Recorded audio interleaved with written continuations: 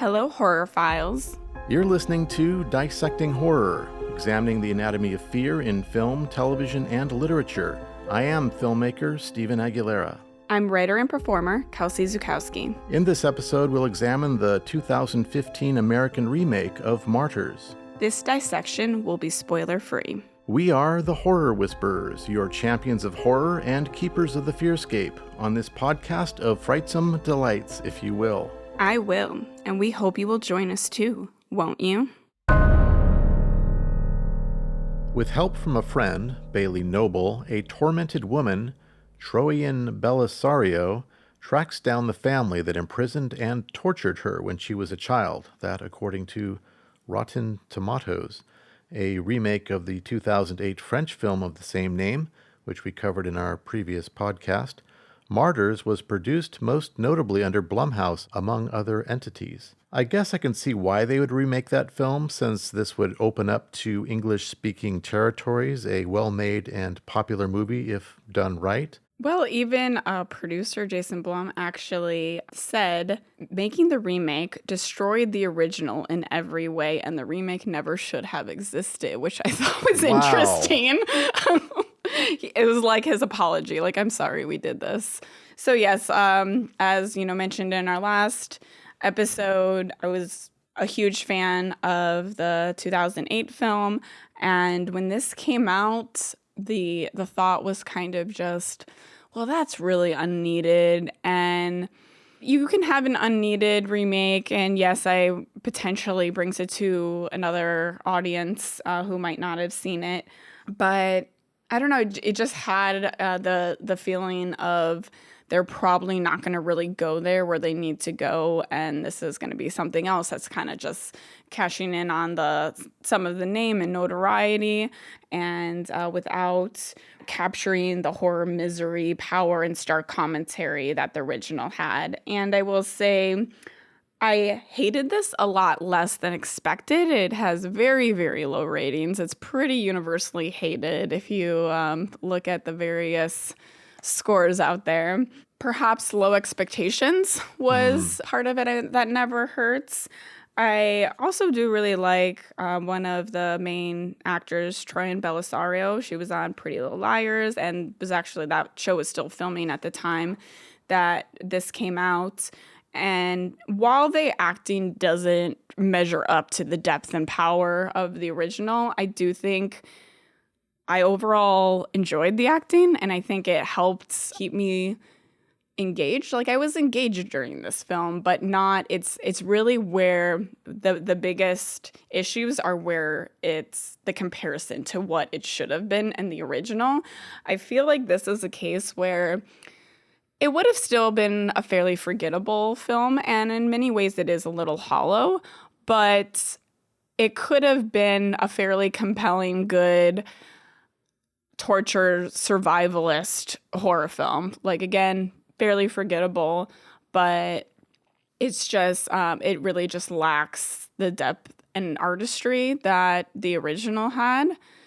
So yeah, it's a case where there is a good amount of things that are changed story-wise, and the filmmakers did say they viewed it as more of a reimagining and more inspired by the mood and style overall of the original film. But especially, like, Martyrs is just such a gritty, intense endurance, but like using this pain and suffering for this higher sort of exploration and just digging really into like humanity. And there are a lot of elements that were even almost exact lines from the original film. So there are areas where you could see they kind of tried to keep the story and intent consistent. And then there are some significant changes that they made as well. Some of those changes are okay. The ending, I think, kind of just ruins it. It just, the antithesis of what the story was actually about. So that kind of kills it. This film got a 9% critic score on Rotten Tomatoes and 15% audience score, and rightly so. I would say this film leans into its revenge horror aspect more than the original, and I could tell in the first minute that this was going to be a more generic, Americanized interpretation without any of the edge or style. These films felt very different. As far as the casting goes, I felt was also rather generic and bland, not especially distinctive in the original. The actors' faces alone, both the children and adult versions of the characters, were just so captivating. And I'm not knocking the actors necessarily in this remake. They gave it their all and tried to sell the best they could, the material they were given. This is more of a casting failure, in my opinion. And not to rag on the children, but they did not seem particularly damaged or psychotic. Instead, just a bit depressed in a couple of scenes, or as frightened as one would be after having a nightmare, not genuinely traumatized. I thought the little girl who they came upon later in the film was the best child actor, though she still physically didn't look like she had been through hell and back based on her hair, makeup, and costume, I guess, more than anything. But none of the tortured victims looked distressed or like they'd been trapped for more than 30 minutes or so. Anna, for being supposedly an abused orphan, just looked like an idyllic middle-class church girl with nothing edgy or damaged about her. An American cheerleader type, just too clean-cut and fresh. None of the tortured people looked like they were anywhere near messed up enough to attain the state they were supposed to be going for. Even after a character is electroshocked many times, she didn't seem particularly messed up afterwards, despite the true brain damage that actually causes. Yeah, the filmmakers, even beforehand making it, they did say that it is their intent to tone back on the gore. Yeah, again, it's like, well, okay, do you really want to remake this film then? If you want just a similar concept and, there's some torture and torment and fighting and perseverance, just make that film instead. There are certainly moments of torture and gore, but none of them really, they don't have the same effect remotely as there is in the original film. So yeah, I think there's a part of, like, you're not, even if you believe that they're really going through this, there's not that same element of discomfort and emotion. It's just like in the original, it's just like this whirlwind of kind of emotions and different things being torn at you, from the imagining this, like the physicality of this happening to the emotion and the trauma and all that does to you. And I still like to see that they did kind of have a little bit of the psychological horror element with what happened to her when she was young, kind of having a very physical monster there to fend for her in one moment, but can quickly turn it on her and is just her constantly source of plaguing, not really able to leave what happened to her behind. But that was pretty much an element not explored further, whereas in the original film, you saw this with all of the victims. It was immense physical torment beyond the capabilities you would think anyone could withstand, but it was also, they were just absolutely plagued and traumatized on a mental and psychological element as well. This film was so tame compared to the French one, and that didn't make it any better. I don't know what they were thinking. If you want to tell this story, you really need to commit. They should have gone for the hard R. None of the suffering scenes were presented artfully. It took what was the most horrific tale of torture and misery anyone could go through and turned it into almost a charming coming-of-age story between two girls. Yeah, it did become, again, the relationship between the two girls is definitely important and almost a saving grace in the original. But again, story-wise, it takes such a different turn.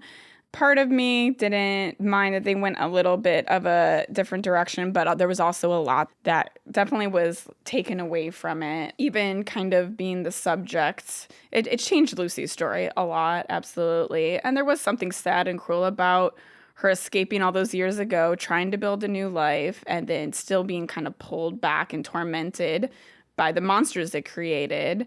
And then what she views as her sort of one chance of revenge it just sucks her back into this world even further and brings others along with her. But I think in the original, again, trying to not be too spoilery, but in the original, it's sort of a different subject that the core of this plight of martyrdom is happening to. And by switching the character, I think it ultimately takes a little bit more away because it's not as much as of that bleak, hopeless, enraging, really being alone and fighting against the tormentors of essentially your only family who was viewed as a failed test subject in the end. So I feel like in the original, it's a little bit more of like passing of the torch of this cruelty, that even just changing the character that's the focus, you lose a little bit of that. This was not extremity horror. It was like PG-13 horror. And for this story, for this subject matter, that just doesn't work. This film was not rated, which I guess means they didn't have to stick to any PG-13 guidelines. But in the original, for example, our lead is covered in blood in just the first few minutes. And it was a bloodbath. I mean, it was blood galore, but in this one, she literally has 2 drops on her face, and her hair still looks pretty good. You mentioned before Jason Blum saying that it should have been... Never should have existed is the exact quote from Blum, the producer. Did he mention that it was tamed down for a certain reason? Was it meant to be more for American audiences, or was it for some sort of a broader reach on various territories? It seemed like it was the filmmaker's intent. I don't know. Maybe they were trying. I mean, usually the reason for that is to try to reach the wider audience that you can hit more of the, I guess, PG-13 crowd. But then again, it's like just make a different film, or call it something else. And you could still, like, there were elements that I think were strong. You felt the fear and compassion and intensity and horror, and there was loyalty and, just fighting through everything to try to save yourself and your friend. And there was good elements there, but it was just like it wasn't the film that it was supposed to be. You could have 2 girls of a tortured, troubling past, then kidnapped, tortured, fighting for their lives. Like, that's a pretty basic starting point where they could just do that and make their own film that they wanted to, and it would probably would have stood as a little stronger, because it's like knowing what it should have been and what it could have been is what makes it feel so hollow and like a pale comparison. Yeah, I think having seen the original does affect one's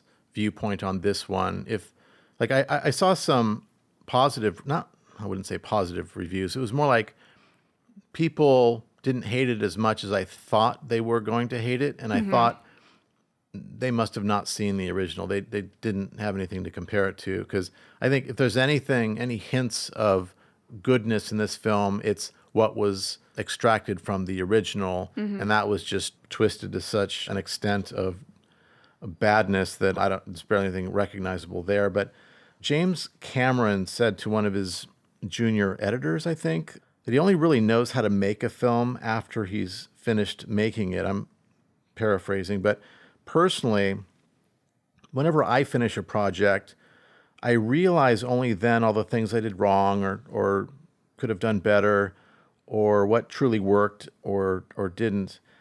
And I carry that experience forward to the next project in the hopes of at least making that one better. But in this case, we have a French version from 2008, which was done very well to begin with.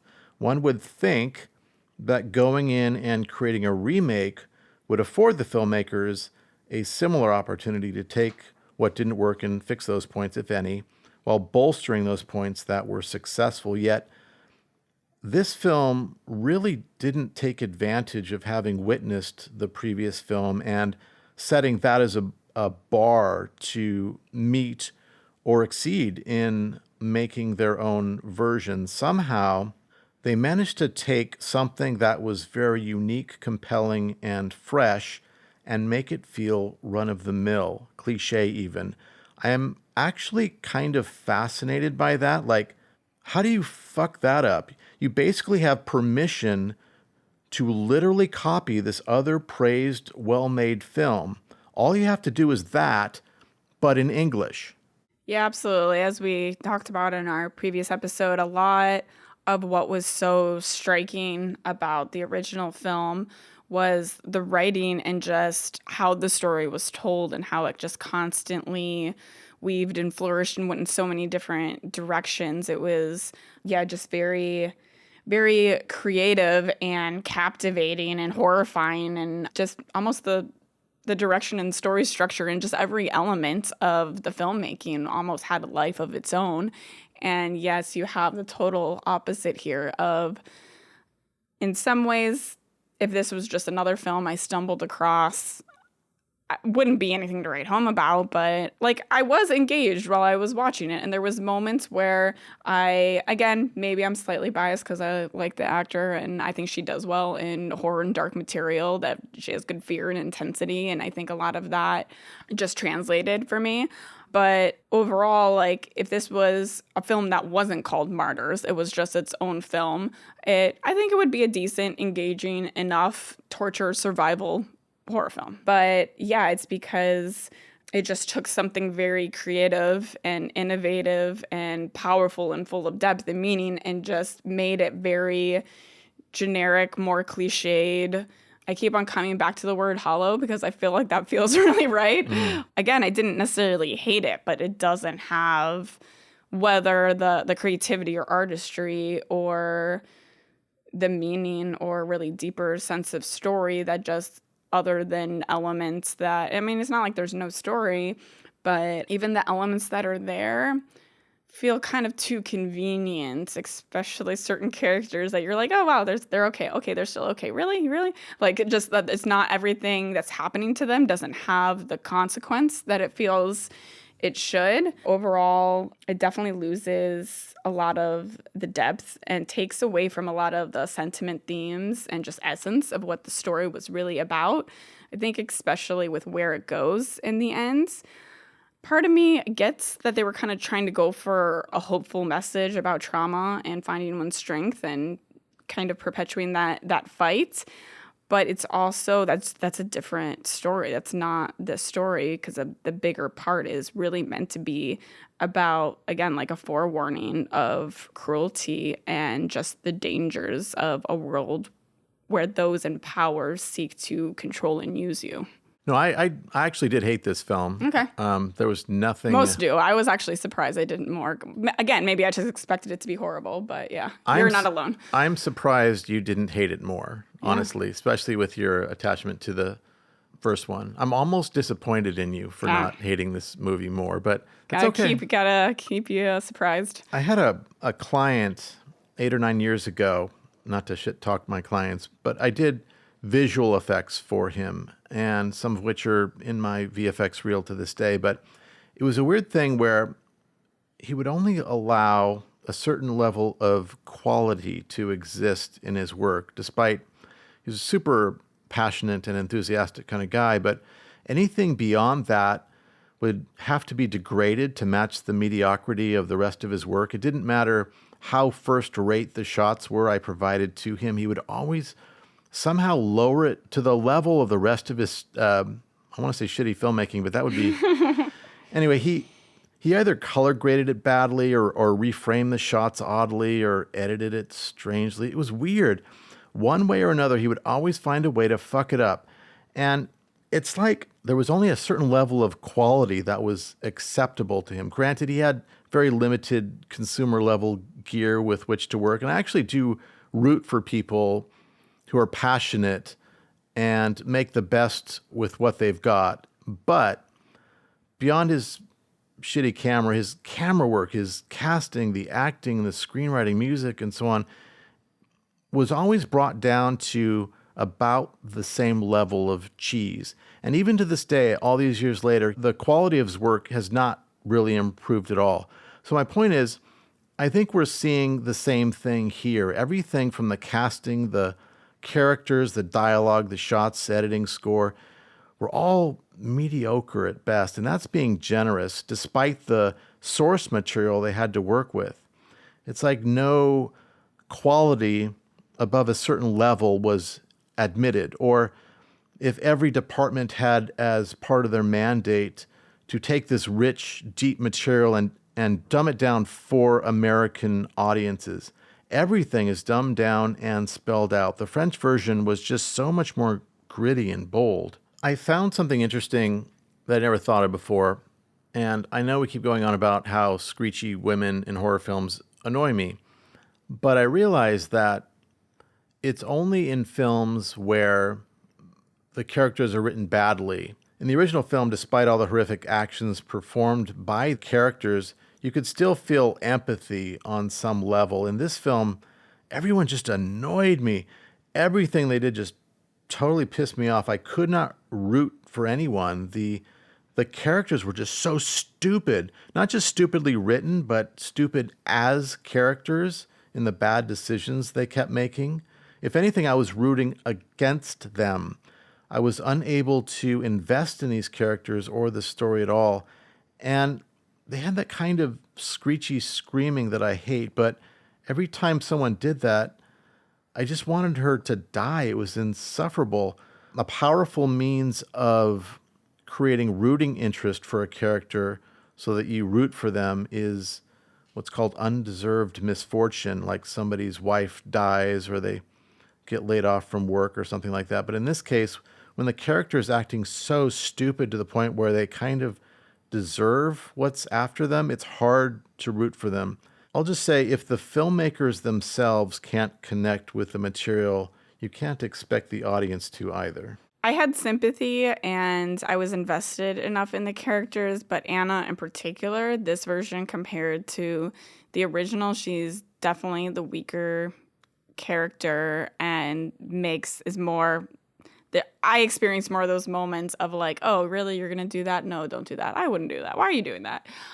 So I would say I saw that more with her. Granted, in some ways, she endures and she goes back in and fights. And so, I mean, it's not like she's the total damsel in distress just waiting to die and I'm not going to try to do anything. But yeah, overall, they kind of switched these characters and kind of in this version, Lucy kind of got both of the stronger qualities of both characters in the original. So overall, she was the stronger character because, again, they gave her that material and focus. But yeah, even like our villain, I know you were commenting on just everything was very spelled out. It's very clear the intention and why they're doing this in this version, but there is something a little lost where you kind of had an understanding in the original, but there was a little bit more subtlety and almost could have been a number of different things being the prime reason that was inspiring them to do this to people. But yeah, there's really no subtlety here. I imagine the original French filmmakers hearing the news that Hollywood wanted to make an American version of their film and then thinking in their mind something much more epic with, I don't know, Matt Damon or somebody and something grand and polished, but then getting this cheap straight to streaming bullshit. I wonder what they felt the first time watching this. But I will say, as a filmmaker in Los Angeles and as an American citizen, I apologize on behalf of the United States of American film industry for this abomination. Although I prefer the original Swedish version of Let the Right One In, I think they did a good job on an American remake renamed Let Me In. So just because something foreign is Americanized doesn't mean it necessarily has to be terrible. Well, interesting that you mentioned Let the Right One In, because that was also an example that came to mind for me as actually similar to this in cases of remakes and adaptations that don't really go there with the source material. You didn't like the remake? So the book Let the Right One In, by far the best and the most dark and disturbing and goes deeper than even the Swedish film. The Swedish film is incredible as well. So them slightly not going 100% there, going like 90% there, I still love that film. Let Me In was fine. Again, it helped that it was well acted. Chloe Moretz is great. But it added absolutely nothing new, and I don't think it really went to how dark some of that source material was. And even more so, there was a recent Showtime adaptation that was one season, immediately got canceled. That was really a case. It's like they had some different ideas and some different ways, directions that they went, and there was some really powerful acting. There was some interesting things, but so much of it was a departure from what the original story was even really about. So it felt like another one of those where they're just kind of capitalizing off the name and general premise. Like The Haunting of Hill House? Yeah, and wanting to do something very different, which in a way it's like you said, yeah, as if you're a filmmaker making an adaptation, you really need to sort of love and understand and embrace what that original is, even if you want to do something different. So if you're not really honoring it and going there, just make a different film. Make the film that you want to make that's maybe even, has some similarities. But that was, especially Let the Right One In. There's now been 3 adaptations of it, none of which go to the most dark, disturbing material that the book has. So it's like, why you keep on making these things if you don't want to really go there? That's an interesting point, because I saw the American version, Let Me In. I don't know why they call it that, actually. It doesn't really fit the vampire theme, which is, I assume, Let Me into the door so I don't bleed my eyes out, I think, is because they have to be invited into the house. Yeah. Well, I think Let the Right One In would then make less sense, right? Because, I mean, either one, you have to sort of grant some sort of permission to let them. I don't know. I'm confused by those. Is the book in English originally? No, it's a Swedish. Okay, so the first exposure I had was the American version, and so I have nothing to compare it to. It's like, wow, this is really good. And then I saw this Swedish version, which I like more, but I don't know if it's because it was more, they really went there more, or if it was because it was a different culture and I was examining the Swedish people and they look different, they act different, and it just gave it a different layer of I don't know, interestingness. But I don't really have anything more to say about that. All good. So I do feel like Matt Reeves is a very good director. He did Let Me In, and I think he did the Planet of the Apes films, and was going to do yet. This is where I bring in Star Wars again. He was supposed to do another Star Wars film that never got made.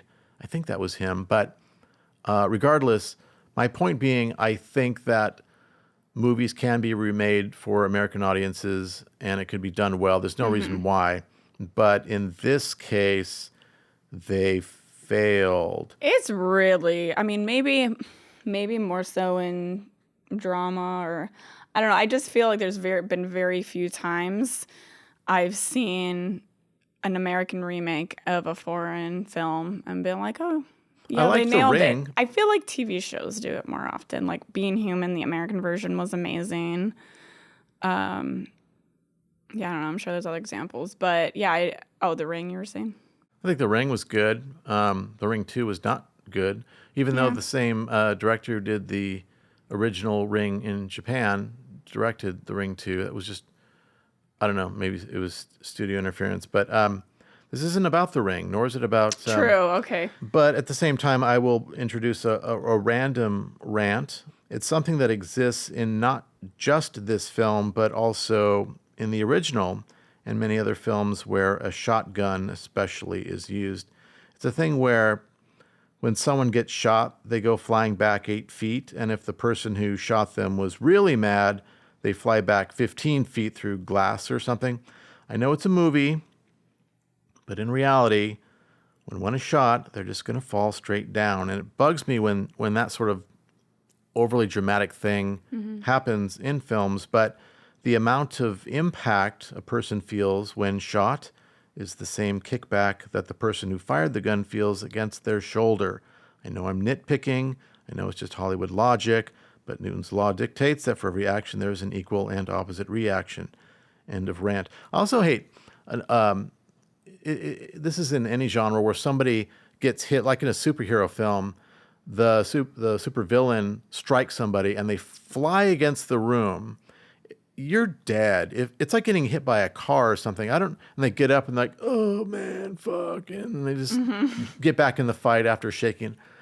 I think that the more you can ground things in reality, like Rocky, it just felt like, wow, even that was like a stretch because nobody's going to let the fight go on after you're beat up that much. But when it feels more real, and you can invest in it, you can live vicariously through that. But it starts getting into like the haunting 1999 territory where it's just so over the top, then you really start to lose me. And I think everyone as an audience member. Yeah, it becomes more comedic. And even if you're taking it seriously, it feels, again, part of the focus of this entire material is human monsters and cruelty and actual darkness happening in the world, even if it's put into a different extreme or lens.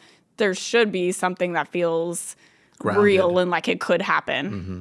Well, I think I'll skip my rant about the score because nobody cares, and I didn't care. It was just... Say it. Well, the end credits was nice. It's like they had a real musician come in and play a cello or something, but I'm going to skip that. As for the cinematography, I don't feel like most of the shots were planned out and thought through, but were more like the crew showed up on the day and they just winged it in a hurry.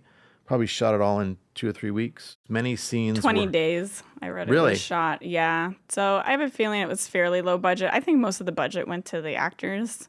Well, I don't remember the actors being like expensive looking actors. There was one. Well, at the time this was filmed, Troian Bellisario was in Pretty Little Liars, which is a very successful show for like 8 years.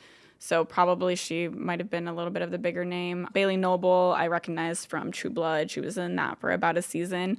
Again, not like A-list star names, but still I imagine a good part of the budget went there. If you look on IMDb for the credits on the 2 lead actors, actually anybody in there, it's always a point of amazement how they'll have like 30 or 44 credits or something. Like how, and they're like 30 years old or 25 or something, and how come I never saw you before or heard of you, and how are you getting so much goddamn work compared to all these other actors I know that don't even have an IMDb page? So I guess it's just about getting a good manager and meeting the right people. I mean, some of it's like, oh, they were on one episode of this show or that show.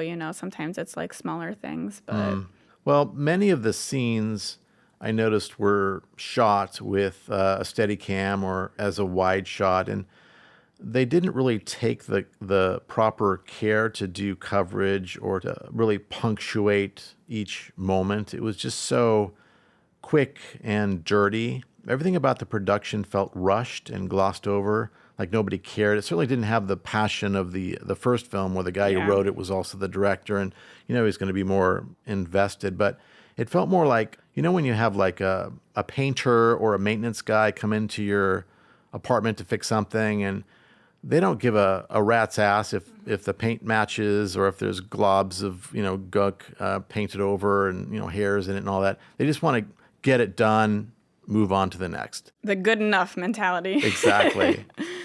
Yeah, I can see that for sure. I also preferred the gritty photochemical aesthetic of actual film in the original over the more tiresome, overly color-graded digital look of this, though I actually am a big proponent of digital filmmaking, but it didn't work nearly as well as the first film. I imagine they had similar budgets. They were both low budget enough. Yeah. I don't think anybody was constrained by ratings, but the original was rated R. This one had no rating. Yeah, I think you're right. It's some of the passion, like if you're a filmmaker and you really have a strong sentiment in the story that you want to tell versus if you're doing an adaptation, not that you can't love a film and do a good, worthy adaptation. There have been some very good horror remakes, I would say. But yeah, I think it's not being fully invested in the power of the original and what more you could do to add to the story, I think. It's actually astonishing how different two movies based on the same source material can be, even though they were both low-budget, limited location productions. It's interesting to see how two sets of filmmakers interpret the same material, what choices they make to change things from scene to scene, character to character, line to line. Obviously, more passion was poured into the original since that was both written and directed by the same person, but I can't emphasize enough how different these two films are. The first one had me beside myself, while the second one was so bland and uninspired, even though they were both portraying many of the exact same scenes. It's weird how I could be watching essentially the same scene, yet in this American version, there was no tension. There was nothing shocking or scary or intriguing. It was just kind of there as information, like one of those true crime TV shows explaining what happened in a detached way. Yeah, it was definitely more safe and toned down. Again, I felt invested and enjoyed it well enough as its own thing, but it very much lacked the substance and creativity and sort of unique perspective and style. This American version is much more on the nose. That is to say, things are more obvious, spelled out, and to the point with little or no subtext or us having to think about anything. It all felt so flat. I kept pausing it every few minutes just to check how much longer it was going to last. It's like all the ingredients were there. It was going through all the motions, but none of it was landing, and I felt nothing, or if anything, boredom. It commits what is perhaps the ultimate sin of being bland or mediocre, not to mention a waste of great material. Yeah, that is one, I think, of the main focuses and goals of French Extremity, to have you definitely enduring and feeling and taking in everything that they're exploring, but also it's meant to view this usually very bleak, macabre world that they've created, but it's also meant to be a parallel and get the audience to think and examine some of those things that might be present in their world or those around them. The lack of making you want to think about it or, really resonate it is that alone, it kind of shows that it missed the mark. I want to keep expressing how much I hated this film for like another half hour. And I want to state examples, but we can't really do that. There's so many plot holes and nuances which might spoil things. But I will say one example. This is the biggest plot hole that exemplifies how little thought they put into this film. There's a point where one of the actresses is crawling through a tube. And when she enters it, it's clearly nighttime. And then we cut back to her, and she's exiting the tube, which is about, 20 feet long. And now it's daytime. It's like middle of the day. And there's nothing to justify that. She didn't pass out and then wake up, or she wasn't trapped. She just crawled through a few yards of tube, and it was suddenly 12 hours later. Nobody cared.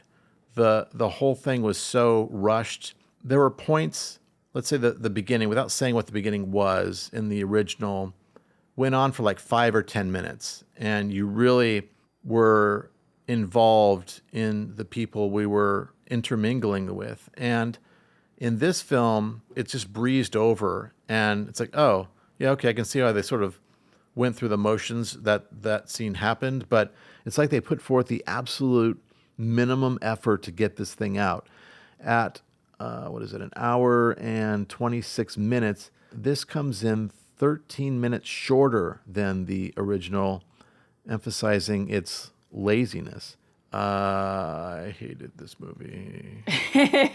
Noted. But yeah, that is valid. There wasn't as nearly as much care put in, and simple logistical common sense things like that. Might have been like, oh, maybe we take one more night and shoot this all at night. Yeah, there is some laziness for sure.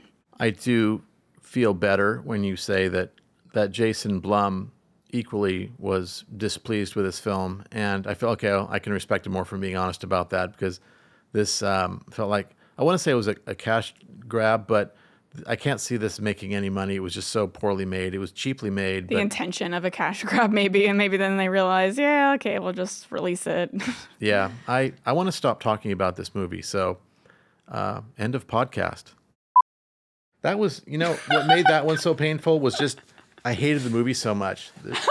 It wasn't even like a love-hate thing, like The Haunting, 1999, where it was a guilty pleasure. This is the first thing we've done. Mm-hmm. I just couldn't stand. Even thinking about the movie filled me with loathing, grotesquerie and loathing. Yeah. In a bad way. I watched it just twice. Wasn't powerful. It wasn't powerful. I watched both of them twice. Okay. And nice. I thought I would maybe like it more the second time because I was maybe in a bad mood or too sleepy the first. No. I loved the original more the second time, and I hated the remake more the second time. I'm really seriously disgusted with that film on every level. If anything, it was fascinating or morbidly interesting to see how they would have just interpreted the same material differently, and just seeing how it could diverge in terms of quality so far from something that was so good. And that was just like, it was watching watching a house burn down or something like. There's a metaphor for that I can't think of, but yeah. It seems to be a common thing of tackling something dark and intense and taboo and disturbing and just playing it super safe. And this is one of those where just like the wrong material. Well, I would have loved if somebody said, "Steve, can you make a remake of this film?" I would have jumped it, and I would have loved to have tried to make something really great out of it, because you have something. If you have something really great to work with, then hell, that was just an opportunity, not something to squander. Yeah. But it's true. Like, you can have 10. I think you can have 10 writers and give them the same exact concept, and they'll do something very different. Yeah. All right. On that note. If you would like to join our society of grotesquerie and loathing, please subscribe and give this podcast a like. Comment your wretched thoughts below, along with what you would like us to expose in future episodes. Keep our podcast suffering on by finding it in your cold, black, withered hearts to support us on Patreon. A link to our PayPal is also below for one-time donations of any amount. It was nice knowing you.